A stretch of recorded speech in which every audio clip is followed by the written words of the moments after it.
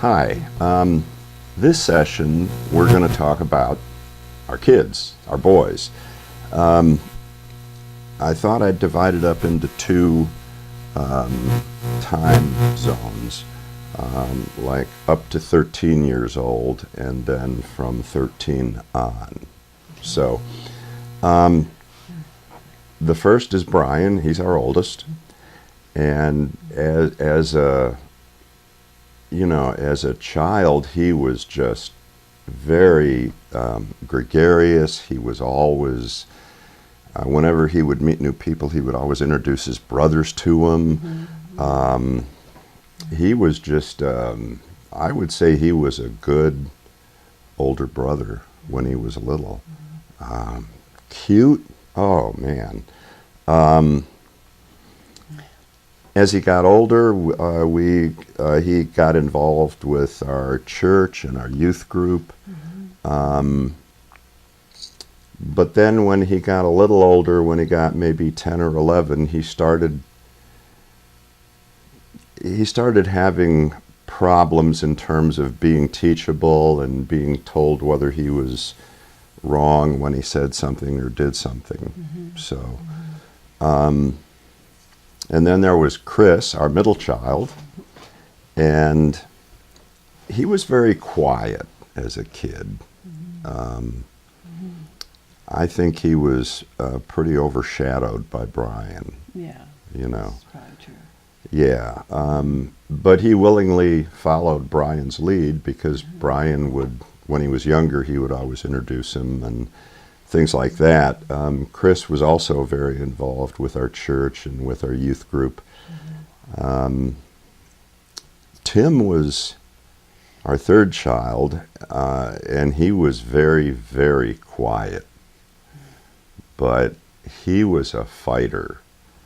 I know they always told us if you have three boys close together, the third one will either be a real pushover or he'll be a fighter. And Tim turned out to be a fighter, but he was very quiet about it. He also, when he was younger, followed Brian's lead. And again, he was involved in our church and in our youth group. A few of the things the guys did, and I don't know if you'd want to talk about any of this or not, but yeah, I will. If okay. you say something, I'll make yeah.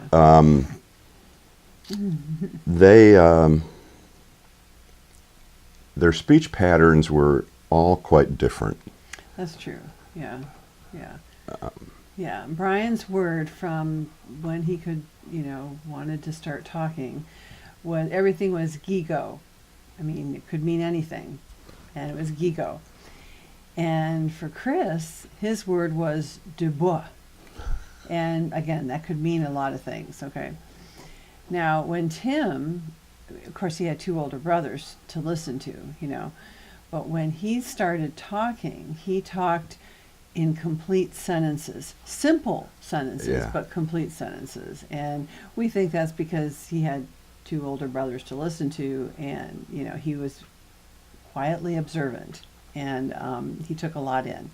So that was really, that I remember surprising me when I first heard him talk. And some of the things that he would say were, he just really thought about things. He communicated beyond what you would think his age would be in terms of how he talked. And Chris, when he said something, it mattered. Chris didn't speak his opinion often, from what we remember. And that's all this is. It's our memories. We get that, So there's also what all of you boys remember, and put all that together, and that's much more of what happened. So this is just what we remember, many years later. But yeah, Chris would say profound things or really observational things, but he was quick to see if what Tim and Brian might think about what he said, kind of thing, And Brian was definitely in that way. He was definitely the leader of the pack. And they also had a cousin Tommy at the time, when they were all young. Tim was Timmy when he was young. And Tommy, you got all four of them together when they would get together for the holidays, or for this in the summer. We would have them, and Tommy and his sisters for, sometimes a few weeks at a time, and they just love that. But oh my gosh, the energy went through the roof. Volume went way The energy up. and the volume went Yeah. through the roof when they were together, and it was great to see that. It was really, it was a really great thing to see that. I know you told me one time when I think we lived at Woodlawn, and a friend was over with some of their kids, and they were outside playing, and you and this lady were out also. Right. And somebody, I think you asked Tim, well, where's your brothers? Where's your two brothers? Yeah. And now this was probably at Woodlawn, because Tim was pretty young. But at Woodlawn, and Tim says, "Oh, they're in the vicinity." And I looked at my friend, and we were like, "Oh, really?" Say what? Just his articulation was amazing. Yeah, And anyway, and they were right there. I mean, they were they were fine, but it was just amazing. That was something that he did. Yeah. And there was also a time when we were at Woodlawn, and I think it was a Saturday, and you and I had it was a long day. We had a lot of stuff to do. We were wiped out. Yeah. And we didn't know what we were going to do for dinner, and we were just sitting in our living room, and the boys came in and said, "We want to make you dinner." Yeah. And they did, and it was so precious. I think it was Brian played the piano. We had an old family upright piano in our dining room, and Brian played the piano, and first they brought us, it was so cute, I had a pitcher, and so they brought us a pitcher of water and poured us some water, with a little towel on their arm and everything. It was precious. And then they said, "Well, what would you like to have for dinner?" And we said, "Well, what do you have? What do you have? Like, what were you thinking?" And they Tim and Chris and Brian looked at each other, and they're like, and then they scurried back into the kitchen, and you could hear you could hear this, talking and conversation and looking in cupboards and trying to figure out, well, what are they going to make? What are they going to do? Anyway, so they come back out, with their little towels, on their arm and everything. Yeah, Chris had that. Yeah. And a kitchen towel, but it was a towel. He was like a high class waiter with his towel. Right. Anyway, so they came back out and explained to us what they had, and I seriously now, do you remember? It was a bologna sandwich. Okay. Oh, okay. Yeah. Oh, they had sandwiches. Yes. So they could make us sandwiches. Yeah. And anyway, it was precious. And so Chris said, "Well, we have bologna sandwiches," and we said, "Okay, we'll have a bologna sandwich." And then he says, "Well, what would you like to drink?" And we said, "Well, what do you got?" And again, his eyes got really big, and he rushed into the kitchen, and you hear this buzz, buzz, buzz, buzz, buzz, buzz, buzz. And then he comes out and he says, "We have water." Water. And he's got the, Yes. water. Yes. And we said, "Okay, we'll have some water." Tim brought the water out. Yes. Oh my goodness! I think it was in wine glasses. Yes, he had a tray, and he had the wine glasses with water in them in a tray, and he was bringing it out to us, with holding it on his hand, okay, and wanting to, their heart was to do this for us in a dramatic way, because that was their way to just love on us, okay? Yeah. It was precious. I mean, they were doing it from their heart. It was precious. And we're watching moving all around. I wish we had a video of that. Oh, my word. 'Cause it was so cute. All three of them was so great. It was so great. Oh, yeah. But the water made it to the table. The water made it to the table without spilling. Yeah. And that was a miracle. And so we had dinner, and then we put the boys to bed, and then we looked at each other and we said, "Dare we go into the kitchen?" And we did, and it was a mess. Yeah, it looked like something exploded in there, but it's it was okay. We figured, you know what, we'll take care of it tomorrow. Yeah. This was a wonderful thing they did for us. That was really sweet. And another thing I remember at Woodlawn was, and I think Abe and Tim Carefoot might have been spending the night, and the boys were just kind of playing outside. And they were probably 6, 7, and 8, right around there.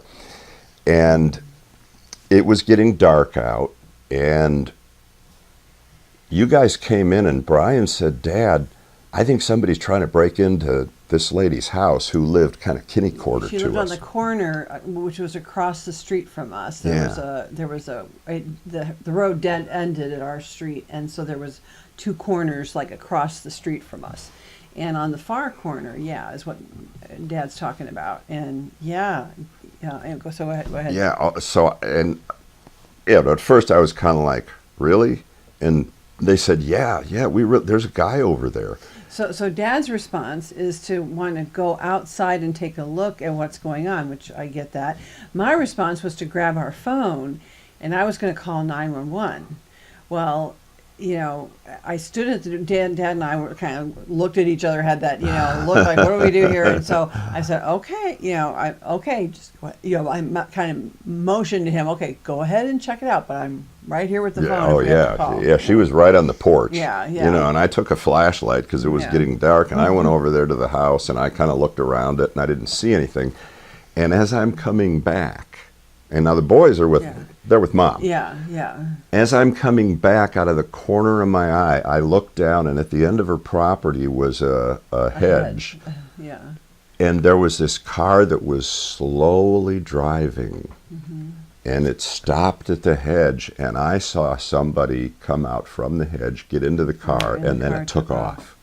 Yeah. So I am convinced that you boys were right. They were there to break into her house. The lady was not there. We knew she wasn't there. She was gone on a vacation. So what we're surmising is that he was hiding behind the hedge, and he was surveying, to kind of make his move to go to the house.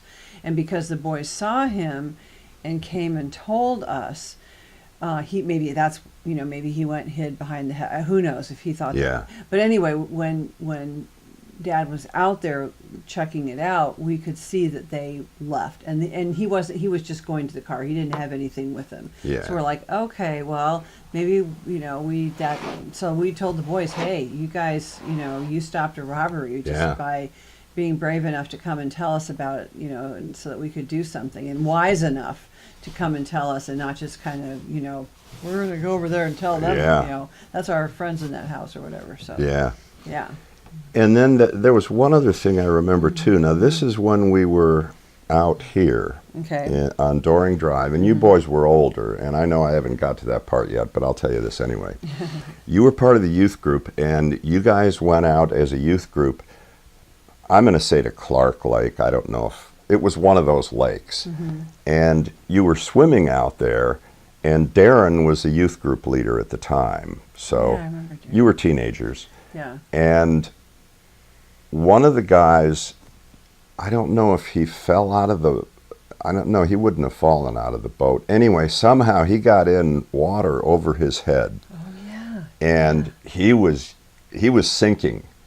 And Yes. you guys, the three of you, worked together to go out and get him and bring him back. Bring him back, yes. And you saved him. I mean, this is what Darren told us. Yeah.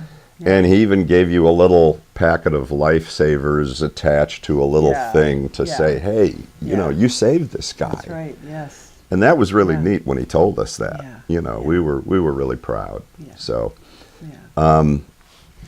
but then now let's talk about when they were 13 and older. Sure, okay. Brian, that is when Brian's bipolar disorder really kicked in. And at that point, he was just totally unteachable.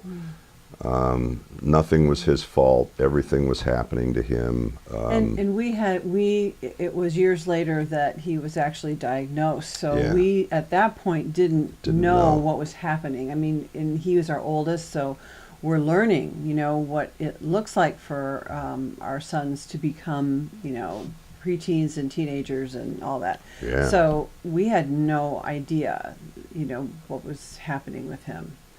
Yeah. Initially, yeah. And we made 4 attempts to get Brian through the 9th grade, and we finally did. And at that point, he was 16, and at 16 in Michigan, you could quit school with your parents' permission, and we were just tired of fighting at that point with him, and so we said, you can quit school, but you have to go out and get a job, and we're going to be charging you rent. So that didn't work out, and so Brian had to leave the house, and we won't go into all that, but it just kind of went downhill from there. Chris, you really, as a teenager, you really found your voice, and you found your passion. You were smart. You were like me in that you persevered. And I think because of that, you've accomplished a lot. I think Shannon compliments you. You guys have turned out to be very family oriented. You love God, and you're building a family around Him. And Mom and I we're really proud of you guys. Tim, you went through some rough times, but you repented, and you really pursued God with a passion. And I think you have Mom's intelligence. You just need a little discipline in guiding that. But you're very health oriented, and so is Becky. I think Becky kind of grounds you. Also very, very family oriented. Both of you, yes. Yeah. Your whole family loves God. You're building a life around Him. You know, you really, you like camping. Your whole family does. You know, Mom and I are just very, very proud of you.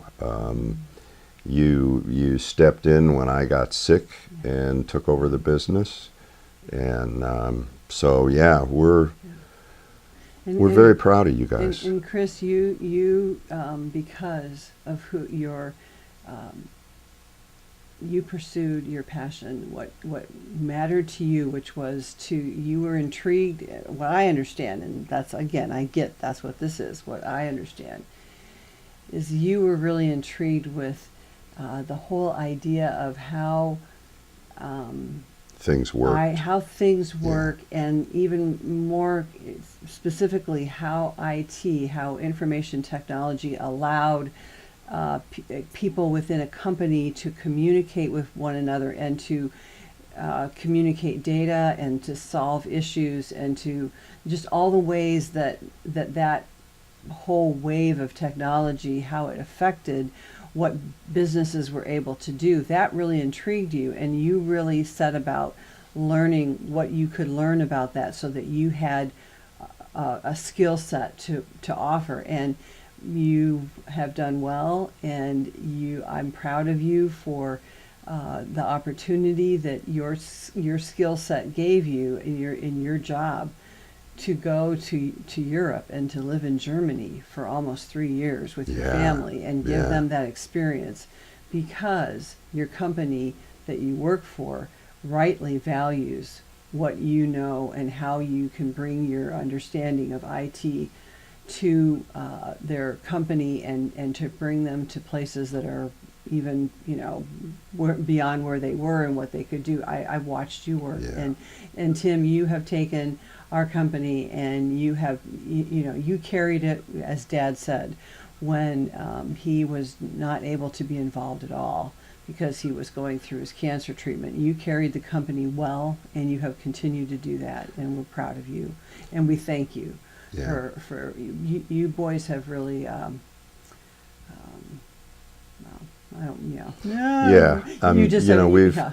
sounding like a mom. I know. Especially with Tim and Becky, with Chris and Shannon being overseas, we've got to see Tim and Becky a little more, and their family, and how they relate to their family. And Tim, you and Becky are really family oriented, and that's to be really commended.